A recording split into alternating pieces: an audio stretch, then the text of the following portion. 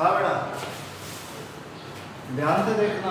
हम मुगल कला के बारे में पढ़ रहे हैं और मुगल कला में हमने बाबर पढ़ लिया, हुमायूं पढ़ लिया, हुमायूं के बाद में अकबर की शैली पढ़ ली। उसके बाद में आज हम अकबर की चित्र शैली की विशेषता पढ़ रहे हैं।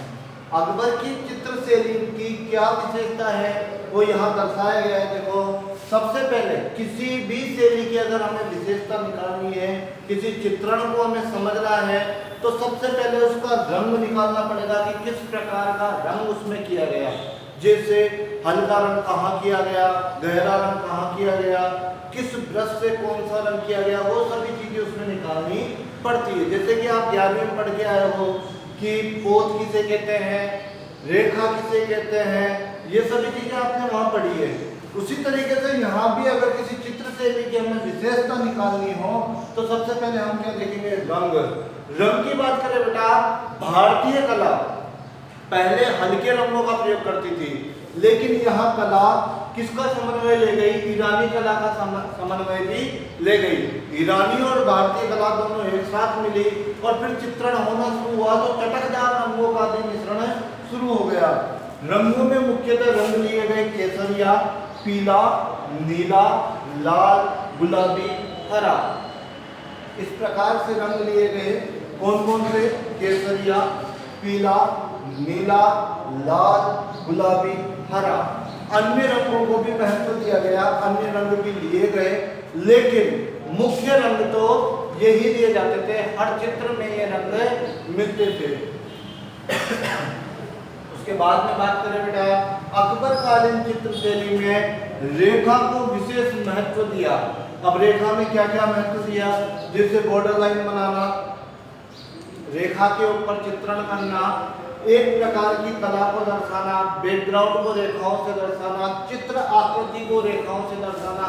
जैसे हम चित्र बनाते हैं, चित्र पेंसिल से स्केच कर लेते हैं, उसके बाद में जब हम कलर भरना शुरू करते हैं, उससे पहले हम उसे रेखांकित करते हैं जिससे कि वो आकृति गहराई से दिख सके। कई गहराई से उसे एकत्रित करते हैं और कई नहीं करते हैं। कई लोग चिन्हित कर देते हैं गहराई से कि हाँ, इस आकृति में हमें रंग भरना है, कई लोग नहीं करते हैं। वहां पर उन रेखाओं का महत्व ज्यादा बढ़ा। इसके बाद में सबसे ज्यादा प्रचलन वहां जो चित्रों में था वो क्या था? एक चश्म चेहरा बनाने की परंपरा। एक चश्म मतलब एक तरफ का, इस तरफ का, एक तरफ का चित्रण करना। मतलब जैसे मैं इस तरीके से खड़ा हूं तो मेरे इस तरफ के चेहरे का ही निर्माण करना। एक चश्म का मतलब होता है एक तरफ का। एक चश्म चेहरा बनाने की परंपरा यहाँ लागू हो गई। मतलब एक तरफ का चेहरा बनाने की परंपरा इन्होंने लागू कर दी। इनमें मुख्यतः चित्र था राजा पृथु का। जो एक चश्म चेहरा था उनमें सबसे मुख्य चित्र क्या था? राजा पृथु का चित्र था, जो बनारस के भारत कला भवन में अभी भी स्थित है। कहाँ पर स्थित है? बनारस के भारत कला भवन में अभी भी स्थित है। यहाँ पर जो तूलिका होती थी, जो ब्रश होती थी, हम ब्रश बोलते हैं जिसे, अभी उसे बोला जाता था तूलिका। पहले के समय में क्या बोलते थे? तूलिका। तूलिका को बोलने लगे मुगल कला में, अकबर की चित्र शैली में कलम, और चित्रकार को बोलने लगे कलम करता। तूलिका को कलम और चित्रकार को कलम करता। जो ये तूलिका बनती थी वो बनती थी पशु के बालों से, किसी जानवर के बालों से वो ब्रश बनाए जाते थे। बेटा उस समय पर एक कागज की फैक्ट्री भी लगी, एक उद्योग भी लगा जो सियालकोट में लगा।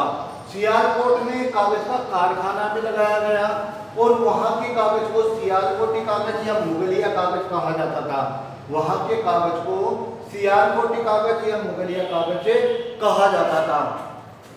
सबीह का मुख्य चित्रण होता था। सबीह किसे कहते हैं? हमने पहले भी पढ़ा था कि व्यक्ति चित्रण को सबीह किसे कहते हैं? व्यक्ति चित्रण को सबीह कहते हैं, और सबीह का मुख्य चित्रण हुआ करता था। केवल सबीह का मुख्य चित्रण नहीं होता था, उनके सभी चित्रों में भीड़ भाड़ भी दर्शाई जाती थी। जैसे दरबार में राजा का चित्र बनाना तो दरबारियों को भी अंकित किया जाता था। जैसे जंगल में राजा का शिकार खेलना, तो जंगली पशु, पेड़ पौधों, साथ में 2-4 सैनिकों, घुड़सवारों का भी चित्रण किया जाता था। मतलब सिंगल कला ज्यादा दर्शाई नहीं जाती थी, ज्यादातर क्या दर्शाई जाती थी कि भीड़ भाड़ वाला इलाका दर्शाया जाता था। एक बार फिर से रिपीट कर लो, अकबर कला की मुख्य विशेषता कौन कौन सी है? रंग होते थे केसरिया, पीला, नीला, लाल, गुलाबी, हरा। रेखा का महत्व था, एक चश्म चेहरा बनाने की परंपरा थी। राजा फुर्सू का चित्र जो बनारस भारत कला भवन में है, वो एक चश्म चेहरे के लिए ज्यादा प्रसिद्ध है। तूलिका को कलम और चित्रकार को कलम करतार कहा जाता था। तूलिका पशु के बालों से बनती थी। उस समय में सियालकोट में कागज का कारखाना लगा, जिसके कागज को सियालकोटी कागज या मुगलिया कागज कहते थे। सभी का मुख्य चित्रण हुआ करता था। ये हुई हमारे अकबर की कला की मुख्य विशेषताएं, अकबर के समय के चित्र शैली की मुख्य विशेषताएं हुई। Thank you.